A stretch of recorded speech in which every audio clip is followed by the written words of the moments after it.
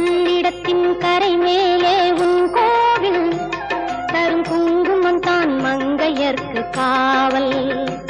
தரும் குங்குமம் தான் மங்கையர்க்கு காவல்